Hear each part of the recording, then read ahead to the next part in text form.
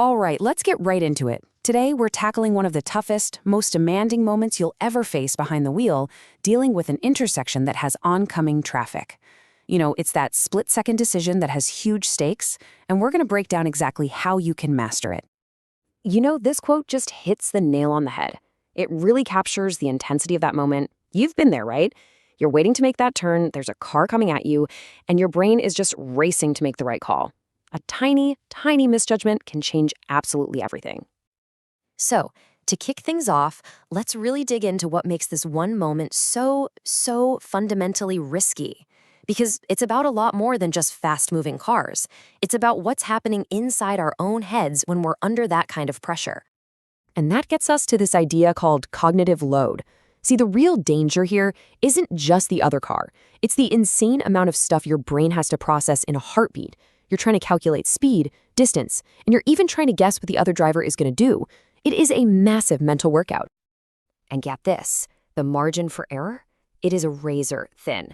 We're talking about just 5 miles per hour. That's it. That one tiny miscalculation can be the difference between a totally normal turn and a life-altering crash. I mean, the stakes just couldn't be any higher. Okay, so we get the mental pressure. Now, let's actually look at the specific kinds of collisions that can happen, because it's not just one simple scenario that we need to be watching out for.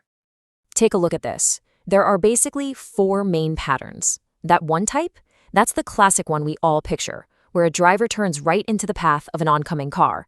But then you also have cross-direction and same-direction collisions, where turning cars actually hit each other. And both, well, that's when a car crosses all the way into the other lane. It's rare, but it is incredibly dangerous. It just goes to show how complex these situations can get. So, this all leads to the big question, doesn't it? We see what can happen, but why does it happen? What's really at the heart of all these incidents? Well, the answer's pretty darn clear. I mean, just look at this chart. The problem, overwhelmingly, isn't the car, it isn't the road, it's us. It's driver behavior. The 2 biggest slices of that pie, driver distraction and failure to yield. At the end of the day, it almost always comes back to human error. Okay, so here's the good news. We can actually do something about it. This is where we flip the script. We stop being a passive driver who just reacts to whatever happens, and we become an active one. It's time to become a road detective, always on the lookout for clues. And here's your detective checklist. First, what's their speed? Are they flying, or is it all over the place? Are they signaling a turn but not slowing down? That is a massive red flag. Are they drifting in their lane? Do they look distracted or aggressive? Are they just blowing through traffic signals? These are the little clues that scream danger long before it's too late. And look, if you need just one reason why spotting a distracted driver is so important, this is it. Think about it.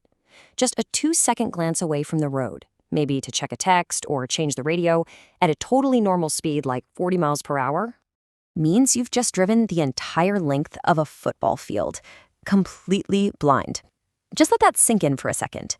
That is an absolutely insane distance to be piloting a 2-ton machine with your eyes effectively closed. All right, so being a road detective is one thing. That's about spotting threats as they happen. But the next level is building habits that keep you out of those dangerous situations in the first place. So let's open up the safety playbook. Now, a lot of these might seem like basics, but I want to call out that very first one. Scan continuously. It's not just a quick glance. It's a pattern. You look left, then right, then ahead. And this is the one people always forget, you look left one more time right before you go. That final check is an absolute lifesaver. These habits are your best line of defense, bar none. Okay, let's get super specific. Let's talk about that absolute nail-biter of a scenario. You're driving straight through an intersection and an oncoming car suddenly decides to turn left, right across your path. What's the play? What do you do in that exact split second?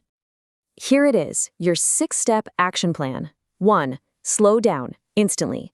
2, cover the brake. That means getting your foot off the gas and hovering right over the brake pedal. It shaves precious milliseconds off your reaction time. Keep watching them. And number 5 is absolutely critical. Do not try to swerve around them on the right. Your one and only goal is to prepare for a safe, controlled stop. So what's the big takeaway from all of this? It really comes down to a fundamental shift in your mindset. It's about moving away from that feeling of anxiety at an intersection and into a place of proactive control. And this slide, I think it says it all, doesn't it? Navigating intersections safely isn't about luck. It's not about just crossing your fingers and hoping other drivers do what they're supposed to do. No way. It is a skill. A skill that you can learn, practice, and master by actively observing, predicting, and then reacting with confidence. So I'll leave you with this to think about. We've just broken down one of the most stressful situations in driving. But imagine if you truly master these skills, that calm observation, that confident prediction, that controlled decision-making. How might that change not just your safety at intersections, but your entire sense of confidence and control every single time you get behind the wheel? Please like, subscribe, and get notified.